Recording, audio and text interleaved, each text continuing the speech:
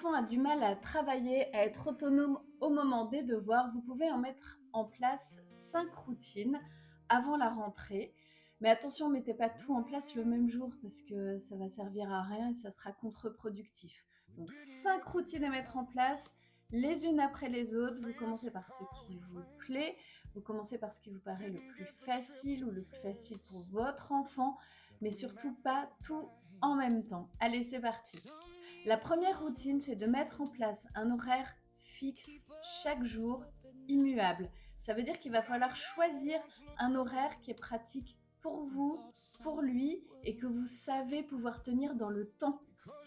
La deuxième routine, c'est d'avoir un espace dédié, sans écran, une table propre, rangée, avec rien d'autre. Et quand je dis sans écran, je dis pour votre enfant, mais pour vous aussi. Parce que si vous êtes sur votre portable à scroller en même temps qu'il fait ses devoirs, je vous assure, ça va pas être possible. Parce que vous serez pas attentif, vous pourrez pas l'aider, vous pouvez être pas loin. Vous voyez, parce qu'on n'est pas tout le temps la tête au-dessus de leur épaule. Et d'ailleurs, l'objectif, c'est de ne plus avoir la tête au-dessus de l'épaule.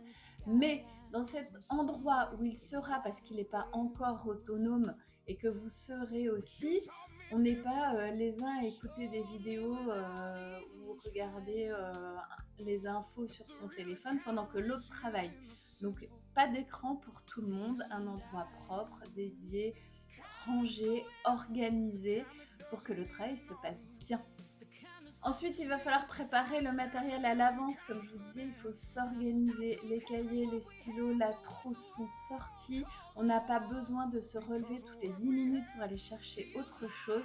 On fait le point avant et de toute façon, c'est bien d'avoir anticipé ce qu'on va faire parce que le cerveau, comme ça, se prépare au travail.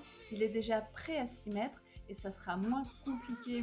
Après, on a la règle des 3 questions.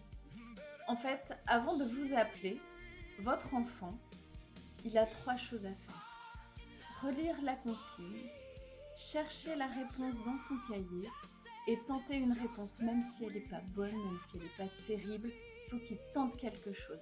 Ça, c'est une règle à mettre en place. Ces 3 choses sont essentielles avant de vous appeler. Et en 5, un rituel de clôture. Votre enfant va relire seul son travail, ranger ses affaires lui-même, et vous allez lui faire un retour sur les efforts que vous avez observés. Parce que les devoirs, c'est un début. On organise, on met en place, on sort sa trousse, son cahier, mais ça a une fin. On clôt les choses et c'est très important de les clore et de reconnaître l'effort fourni. Voilà, alors j'espère que ça va vous aider, que vous allez pouvoir mettre en place tout ça tranquillement, progressivement, pour que à la rentrée, ce soit bien calé.